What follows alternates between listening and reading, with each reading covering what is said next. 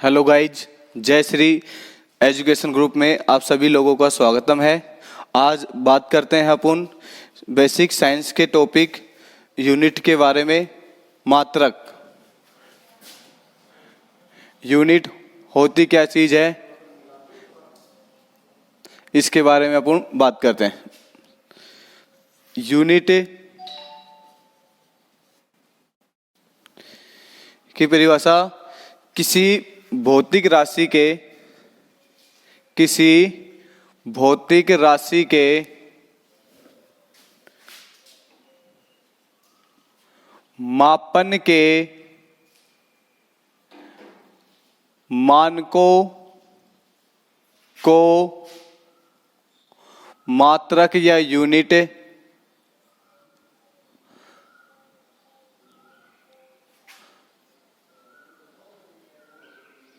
कहते हैं।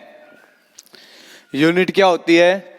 किसी भौतिक राशि के मापन के मात्रकों को यूनिट कहते हैं। समझिए, ये मात्रक दो प्रकार के होते हैं। मात्रकों का वर्गीकरण,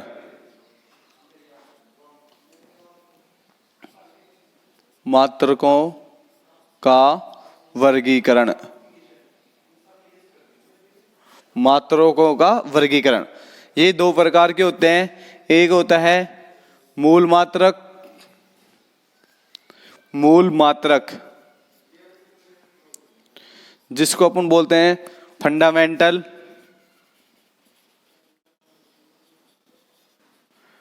यूनिट। एक होता है व्युत्पन्न मात्रक, इसको अपन बोलते हैं डिराइव्ड यूनिट। मात्रक दो प्रकार के होते हैं, मूल मात्रक और व्युत्पन्न मात्रक। सबसे पहले फिर अपन देखते हैं मूल मात्रक क्या होते हैं।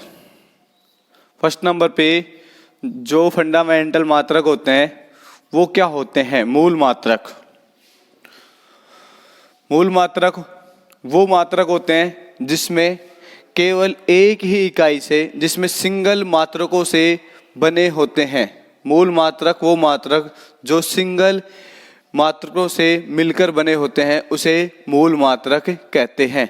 जैसे बात करें द्रव्यमान की जो इकाई होती है, जो मात्रक होता है, वो होता है किलोग्राम। उसी प्रकार जो लंबाई होती है, लंबाई का जो मात्रक होता है वो होता है मीटर।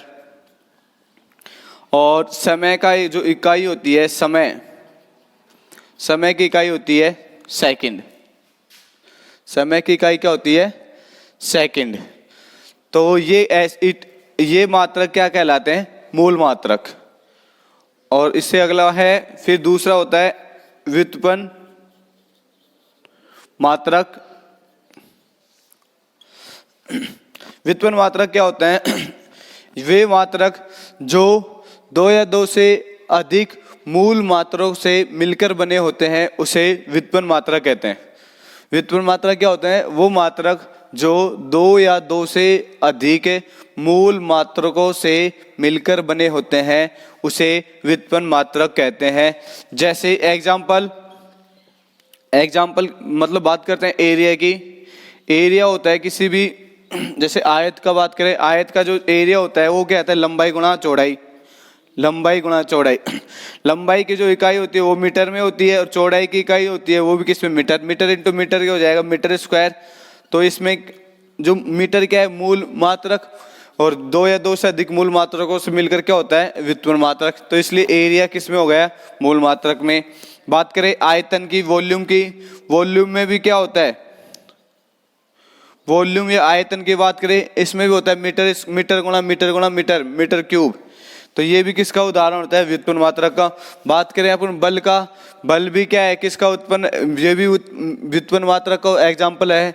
दाब की बात करें, दाब भी किसकी है? इसमें एग्जाम्पल में व्युत्पन्न मात्रक में। व्युत्पन्न मात्रक क्या होता है? जो दो या दो से, वो मात्रक जो दो या दो से अधिक मूल मात्रकों से मिलकर बने होते हैं, व्युत्पन्न मात्रक कहते हैं। उसके बाद फिर अगला टॉपिक है, अपन बात करते हैं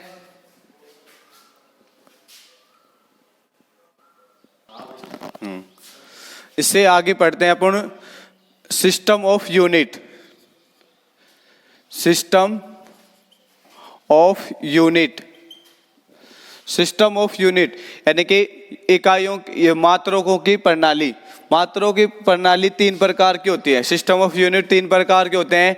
ये पहला होता है MKS पद्धति या सिस्टम, फिर दूसरा होता है CGS पद्धति, FPS पद्धति। MKS पद्धति में क्या होता है MKS पद्धति में जो लंबाई होती है वो लंबाई का मात्रक होता है मीटर होता है, और द्रव्यमान का जो मात्रक होता है वो किलोग्राम होता है, और समय की जो मात्रक होता है वो क्या होता है सेकंड। तो इसलिए क्या हो गया MKS पद्धति वो पद्धति जिसमें लंबाई को तो मीटर में, द्रव्यमान को किलोग्राम में और समय को सेकंड में व्यक्त करते हैं या प्रदर्शित करते हैं, उसे क्या कहते हैं MKS पद्धति कहते हैं। MKS पद्धति का दूसरा नाम होता है मीट्रिक पद्धति। MKS पद्धति का दूसरा नाम होता है मीट्रिक पद्धति। MKS पद्धति में जो द्रव्यमान अपनी लंबाई की बात करें, लंबाई तो किस में होता है मीटर में, और जो द्रव्यमान होता है मास ये होता है kg में, और समय होता है सेकंड में। तो उस पद्धति को क्या कहते हैं MKS पद्धति। MKS पद्धति का जो दूसरा नाम होता है वो होता है मीट्रिक पद्धति। क्या बोलते हैं इसको, मीट्रिक प्रणाली के भी नाम से भी इसको जाना जाता है। दूसरी पद्धति होती है CGS पद्धति। CGS पद्धति तो इनके नाम से ही आपको पता होता है, C के मतलब होता है सेंटीग्राम, और इस G से होता है सेंटीमीटर, G से ग्राम, और S से सेकंड। इस पद्धति के अंतर्गत या CGS पद्धति में जो लंबाई होता है, लंबाई किस में होता है सेंटीमीटर में, और जो द्रव्यमान होता है मास की बात करें, द्रव्यमान किस में होगा ग्राम में, और जो समय की इकाई होती है वो क्या होती है सेकंड में। जिस पद्धति में लंबाई को तो सेंटीमीटर में, द्रव्यमान को ग्राम में और समय को सेकंड में प्रदर्शित किया जाता है, वह पद्धति कौन सी कहलाती है CGS पद्धति। CGS पद्धति का दूसरा नाम होता है फ्रांसीसी पद्धति। फ्रांसीसी पद्धति। क्वेश्चन आ जाता है बीच में, वे किस पद्धति को फ्रांसीसी पद्धति कहते हैं, तो आपका आंसर होगा CGS पद्धति को फ्रांसीसी पद्धति कहते हैं। और इसके बाद नेक्स्ट होता है, नेक्स्ट जो पद्धति होती है वो होती है FPS पद्धति। इस FPS पद्धति में होता क्या है, इस FPS पद्धति में भी वही होता है, बस इस पद्धति के अकॉर्डिंग लंबाई को तो किस में, लंबाई को तो फुट में, और जो द्रव्यमान होता है वो पाउंड में होता है, जो समय होता है वो सेकंड में। तो इसलिए FPS पद्धति की परिभाषा हो जाएगी वो पद्धति जिसके अंतर्गत या लंबाई को तो फुट में नापा जाए, और जो द्रव्यमान होता है मास वो होता है पाउंड में, और जो समय होता है वो होता है सेकंड में। तो उस पद्धति को कौन सी पद्धति बोलते हैं FPS पद्धति। FPS पद्धति में लंबाई को तो फुट में, द्रव्यमान को पाउंड में और समय को सेकंड में प्रदर्शित किया जाता है, उसे FPS पद्धति कहते हैं। FPS पद्धति का दूसरा नाम होता है ब्रिटिश पद्धति। कौन सी पद्धति होती है दूसरा नाम, ब्रिटिश पद्धति या प्रणाली। तो गाइज आपसे इस प्रकार के छोटे छोटे इसमें से क्वेश्चन पूछ जा सकते हैं कि किस पद्धति में लंबाई का जो मात्रक मीटर में होता है, तो आपका आंसर हो जाएगा MKS पद्धति में लंबाई का मात्रक मीटर होता है। आपसे क्वेश्चन हो सकता है किस पद्धति को फ्रांसीसी पद्धति कहते हैं, तो CGS पद्धति को फ्रांसीसी पद्धति भी कहते हैं। अगला क्वेश्चन इससे बन जाए भाई ब्रिटिश पद्धति को किस नाम से जाना जाता है, तो अपना क्वेश्चन हो जाएगा FPS पद्धति में को ब्रिटिश प्रणाली के नाम से भी जाना जाता है। चलो नेक्स्ट इसके बाद होती है SI पद्धति। SI पद्धति, एसआई पद्धति में जो होता है, इसमें होता है मूल मात्रकों से मिलकर जो पद्धति होती है वो एसआई पद्धति होती है। एसआई पद्धति में इसका full international of system of international unit. तो इसमें जो 7 मूल मात्रक होते हैं उनको विशेष के याद रखा जाता है एसआई पद्धति में। जैसे एसआई पद्धति में आपसे पूछे लंबाई का जो मात्रक होता है वो मीटर होता है और इसको प्रदर्शित करने के लिए संकेत से एम से प्रदर्शित किया जाता है। उसके बाद दूसरा द्रव्यमान। द्रव्यमान में क्या होता है, किलोग्राम। द्रव्यमान की जो इकाई होती है किलोग्राम और इसको प्रदर्शित करते हैं केजी से। नेक्स्ट है समय। समय की जो मात्रक होता है सेकंड, जिसको SEC के द्वारा प्रदर्शित किया जाता है। अगला होता है विद्युत धारा। विद्युत धारा का जो मात्रक होता है वो होता है एम्पियर, जिसे प्रदर्शित किया जाता है A से। नेक्स्ट होता है पदार्थ की मात्रा। इसका जो मात्रक होता है मोल।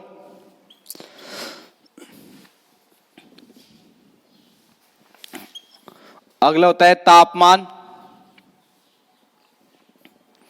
तापमान का जो मात्रक होता है वो होता है केल्विन,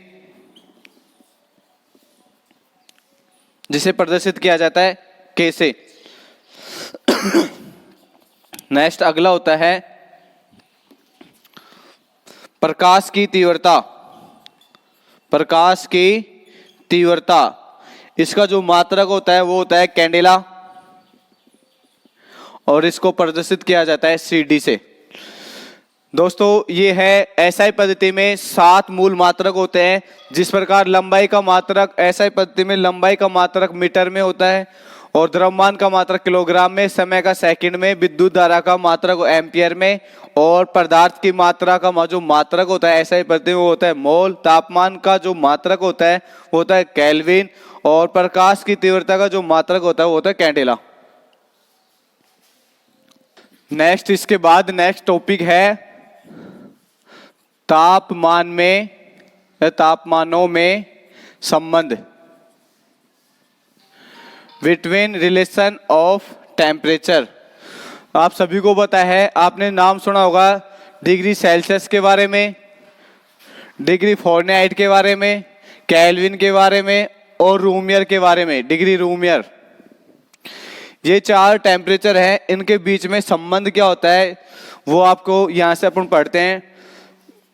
डिग्री सेल्सियस अपॉन 5 बराबर F-32 अपॉन 9 बराबर K-273 अपॉन 5 बराबर डिग्री रूमियर अपॉन 4। ये डिग्री सेल्सियस, फ़ारेनहाइट, केल्विन और रूमियर में टेम्परेचर संबंध को बताता है। तो नेक्स्ट जो अपनी जो क्लासें होंगी इनसे सूत्रों से संबंधित अपन उनके न्यूमेरिकल करेंगे। दोस्तों आपको ये अच्छा लगे तो लाइक करें और चैनल को सब्सक्राइब करें।